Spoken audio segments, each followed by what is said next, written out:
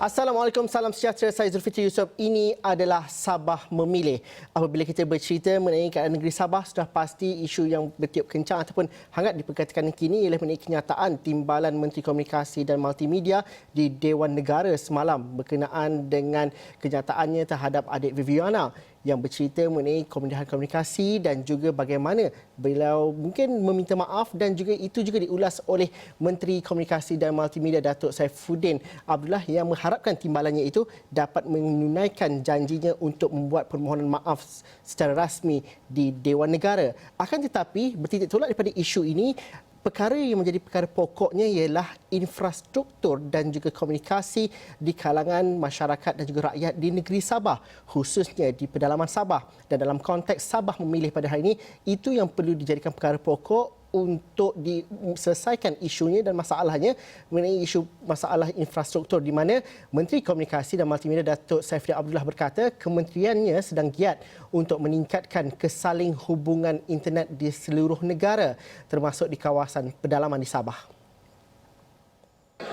Kebetulannya seminggu sebelum ini Yang Amat Berhormat Perdana Menteri berada di Kota Kinabalu dan telah pun mengumumkan program yang kita panggil Jendela Jalinan Digital Negara, iaitu program dua fasa untuk kita melengkapkan kesaling hubungan ataupun konektiviti, internet konektiviti di seluruh negara, termasuklah di Sabah. Dan dua fasa itu ialah sekarang ini kita sedang nak meningkatkan migrasi, mempercepatkan migrasi dari 2G dan 3G kepada 4G, dan fasa yang kedua itu ialah roll out kita punya 5G.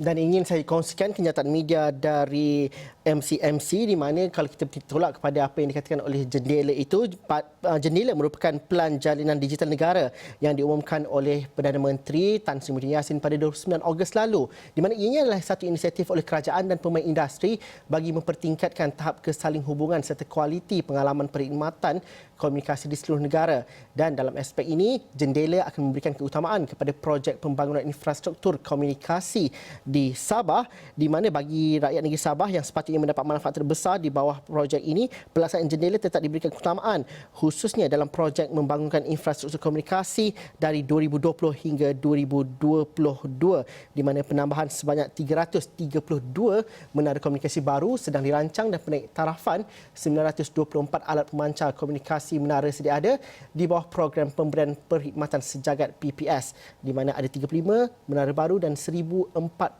alat pemancar komunikasi menara sedia ada akan dinaik taraf secara komersial oleh penyedia perkhidmatan bagi meningkatkan liputan 4G. Ini kenyataan media yang dikeluarkan sebentar tadi, dan anda dapat baca perinciannya di astroawani.com. Saya ingin bersama dengan rakan setugas Shahrizal Kamalul Arifin, wakil Astro Awani di Sabah, yang baru sebentar tadi menemu bual Presiden Parti Cinta Sabah, Datuk Seri Anifah Aman. Ada beberapa perkara yang dikongsikan oleh Presiden PCS itu, tapi antara lain yang menjadi highlight ataupun keutamaan ataupun menjadi tumpuan ialah beliau berkata bahawa parti-parti di Semenanjung perlu memberi penghormatan kepada parti negeri seperti PCS untuk mentadbir dan juga menguruskan negeri Sabah sendiri. Shahrizal mungkin dapat terus bersama dengan saya dan berkongsikan perinciannya. Shahrizal, apa intipati pertemuan dan temu bual secara eksklusif bersama dengan Datuk Seri Anifah Aman? Adakah ini pertama kali beliau bertemu dengan media dan juga berceritakan aspirasi dan juga perancangan politik beliau menjelang pilihan raya negeri kali ini?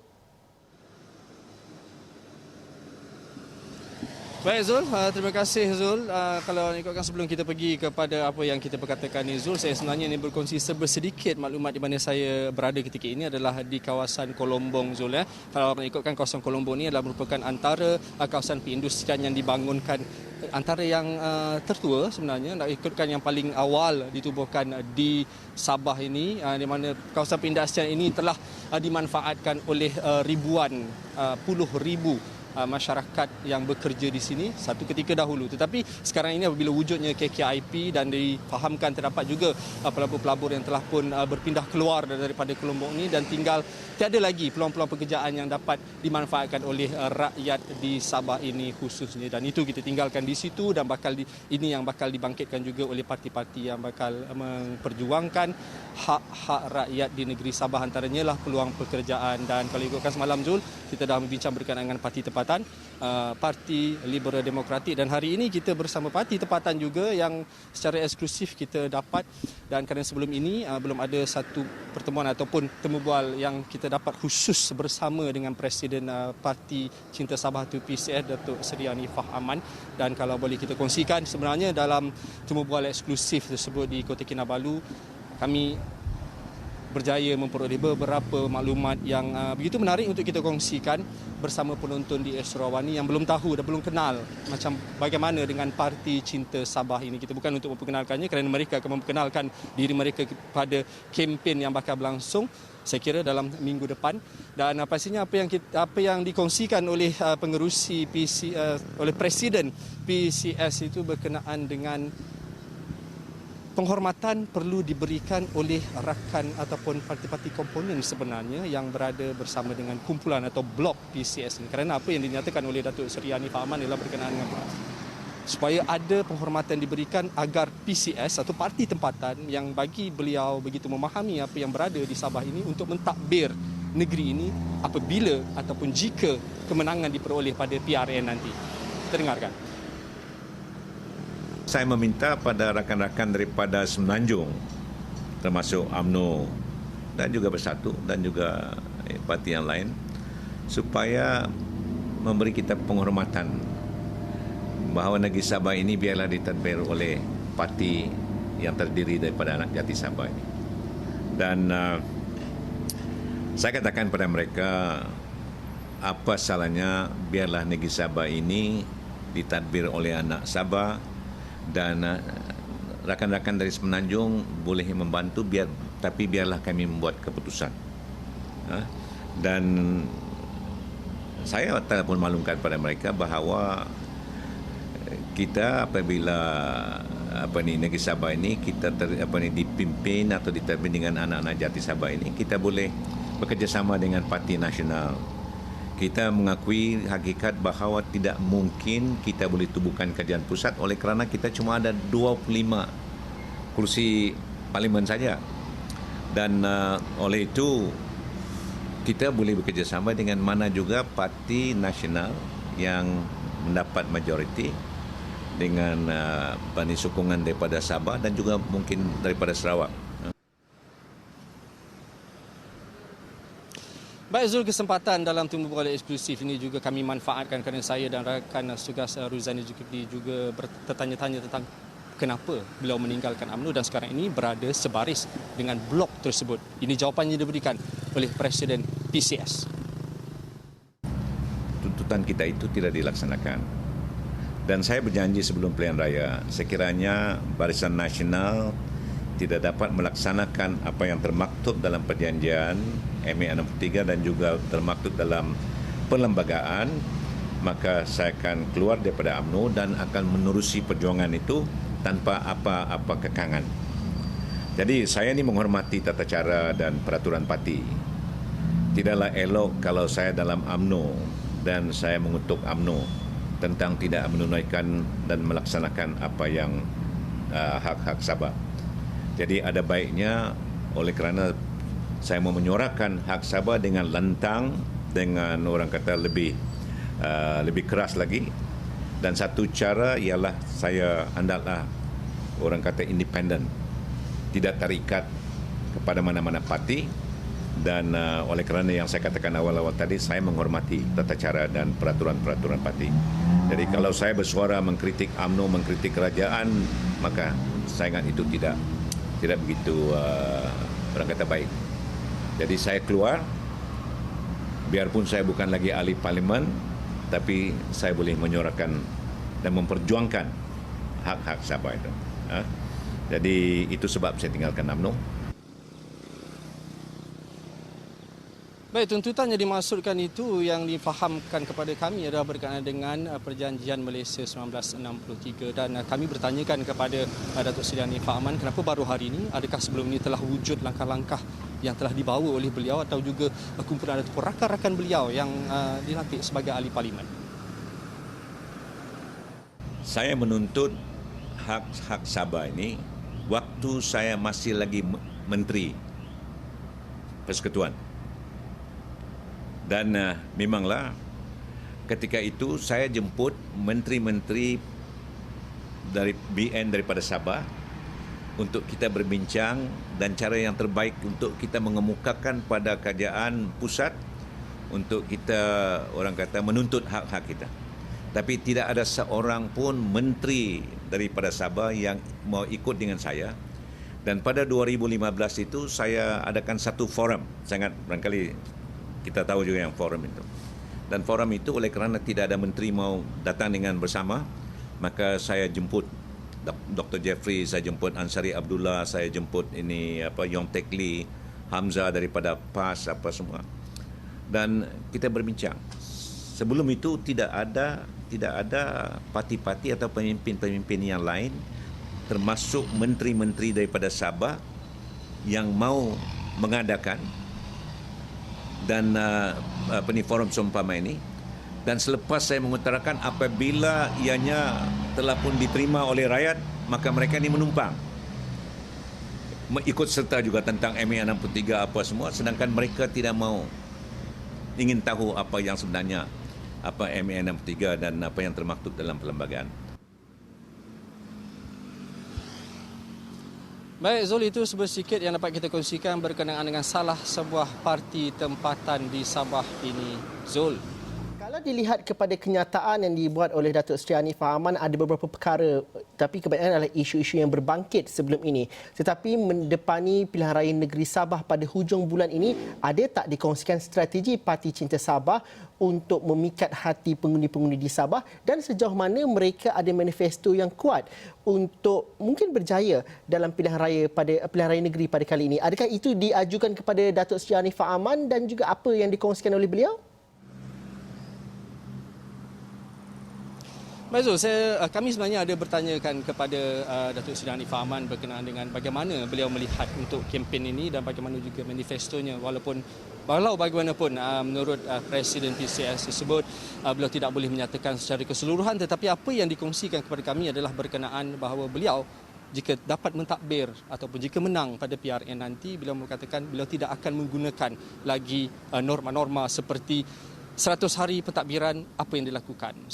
Selepas setahun apa yang dilakukan. Tetapi apa yang dinyatakan oleh Datuk Seri Hanifah Aman adalah untuk pembangunan negeri Sabah dalam tempoh 5 tahun. Jadi saya tanyakan juga kepada Datuk Seri Hanifah, di mana penanda aras itu dalam tempoh 5 tahun ini? Di mana yang lebih dahulu? Apa yang lebih dahulu? Ekonomikah?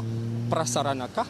Atau daripada sudut kebajikan rakyat di negeri itu? Jadi apa yang dinyatakan oleh Datuk Seri Hanifah Aman, beliau akan mengutamakan terlebih dahulu berkenaan dengan pembangunan ini.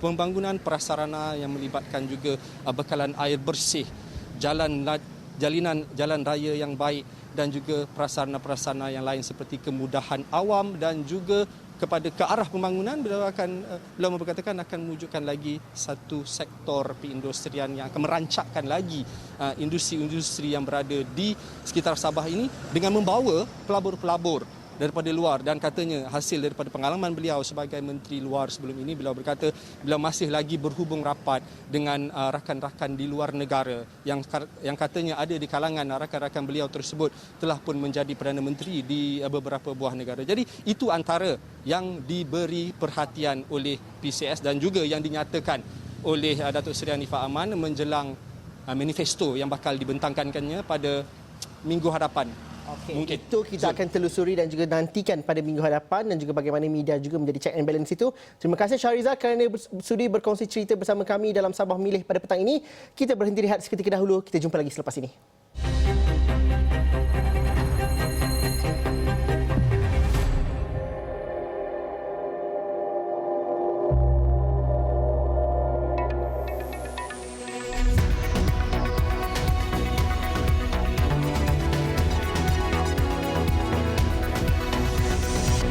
Bertemu kembali. Penganalisis politik Asia Tenggara Bridget Walsh telah berminggu turun padang ke Sabah dalam memahami sentimen serta pola pengundian penduduk di Sabah. Banyak penemuan terbaru hasil kerja lapangan yang dilakukan beliau bersama dengan rakan-rakan. Antara isu utama yang dilihat Bridget adalah berkenaan dengan faktor calon, di mana dalam satu temu bual yang bersama dengan rakan kami Haris Ashraf, beliau berkata ciri-ciri calon, mutu perkhidmatan dan susur galur keluarga turut mendominasi penentuan calon di sesebuah DUN. The Musa Amans, the Shafiq Abdal, the implications for people like Tan Sri Muhyiddin, and of course the larger spectrum of political implications. And they look also at UMNO or PBS and the particular actors. But for most people on the ground, the person that they're concerned with is their local candidates. And they're interested in what they can do for them, and how they can improve their lives. You know, most Sabahans feel disconnected from politics. Politics and where they make the connection is through their local assembly person. This is why state elections are particularly quite important. And this is true of other parts of Malaysia. We find this in places like Kelantan or Terengganu and others. But the fact of the matter is that they are interested in having someone who's going to have an impact on their lives. And so outside, there's this tendency to think about Sabahans as being bought and being won over by resources. There's a sense to dismiss Sabahans. But I think that when you talk to local people in the community, it is very clear they're making pragmatic, strategic choices for their lives. And they choose that at the individual level about the different candidates. And so you hear lots of stories about things that may not seem important from outside, but do matter, like which church does this person go to, or which, how many wives do they have, or do they come back to the Kawasan, or will they be able to see me, and whose family are they connected through? And so these are the stories of of networks and at the local level, and these are the things that matter. So when we see split votes, we see one kampung, for example, that has 2,000 votes. Well, that was one family who voted in one particular way to support a particular candidate. And so you cannot overinterpret results without understanding how someone is situated in the local community and what that means for that local community. And I think a lot of the, outside, for example, Bung Mokhtar is seen negatively outside in the press by many people, especially in Peninsular Malaysia. But in his Kawasan, he's extremely popular. People connect to him in very important ways because he's seen as accessible, he's seen as generous with his time and resources. He's seen as making a difference in terms of bringing some infrastructure to the community. While there are areas that can be improved, of course, I think that the fact of the matter is that for many people, the quality of life has changed. And so while some of the seats, and there are 4 seats in his parliamentary district, will be competitive, I think that there are contexts where he has created an environment which favors and connects to a lot of local people. Not all. And I think this is the other thing that people need to understand, is that people are making somewhat discriminating decisions on the different individuals. But the candidate factor is extremely important. Menurut Bridget, yang kekal menjadi persoalan ialah berkenaan siapa calon yang paling layak dalam kelompok Barisan Nasional dan juga Perikatan Nasional. Beliau berkata Datuk Jeffrey Kitingan dijangka menjadi kingmaker hasil dukungan undi kadazan Dusun Murut KDM. ground, there are two other names that you would add to the list on the PN-BN side. One, of course, is Hajiji, who is now being fielded from Bersatu, a long, strong man, quite popular in that process. And another person that is also being fielded among some KDM communities, particularly among his supporters, is that they see the possibility of Geoffrey Kittingham becoming a kingmaker and becoming the chief minister. So there is a clear question of different actors among the PN and the BN groups, and it's not clear if it's going to be PN or BN. I think more likely BN than PN, but the fact of the matter is this is being resolved and negotiated, and the distribution of seats within that groups become important. But the issue of leadership is extremely important from the perspective of the campaign.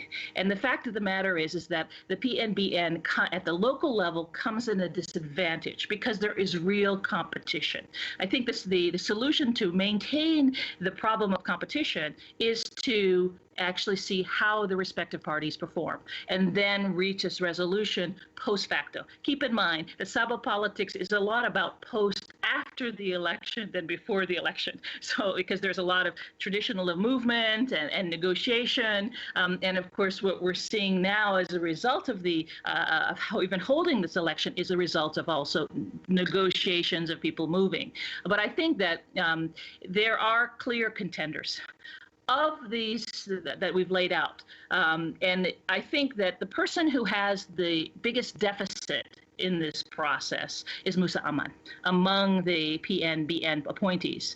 While he has resources, he has 15 years of being chief minister, he was the polarizing factor in GE14 in 2018. And I think that he is seen by many as a liability in terms of being able to perform, in terms of electorally to be reelected. Although the chances of him winning one of his own seats are very high, because of his resources and his strength in his respective area in the parts of Eastern Sabah and Liburan area. But I would say that I think that it's unlikely that it will be clear who the candidate is. My sense is, however, is that once the decisions are made about the seat allocations, and in this context, I feel it is most likely that UMNO will get the majority of the seats, or the plurality of the seats, the most seats.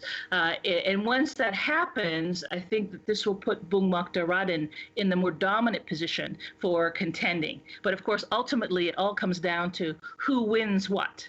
And in this area, and we have in each of the UMNO and Bersatu have strengths and weaknesses, right? In the sense that Bersatu has a number of local warlords, so those seats are seen to be pretty solid. But there's some areas where they're expanding their outreach.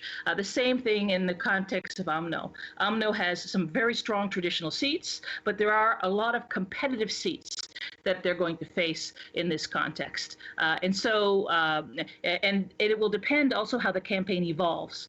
In the past, resources were extremely important in the context of Sabah. And I do think that this will still be the issue as things move forward. But the fact of the matter is that resources, the campaign may be over issues. At this point right now, everybody is waiting because the candidates have not been fully announced. And so they're not willing to invest in sort of setting the narrative. I think of the ones that are more confident, you can see some of the flags are up in places that are going to be Bersatu seats and some of those in UMNO seats. And some people who are contending are putting up flags to make sure they're the candidate. So I would say that the leadership issue is important, but I think that it is highly competitive within these different sets of actors. Of the three parties that you mentioned, PAS is pretty much not a major factor in Sabah.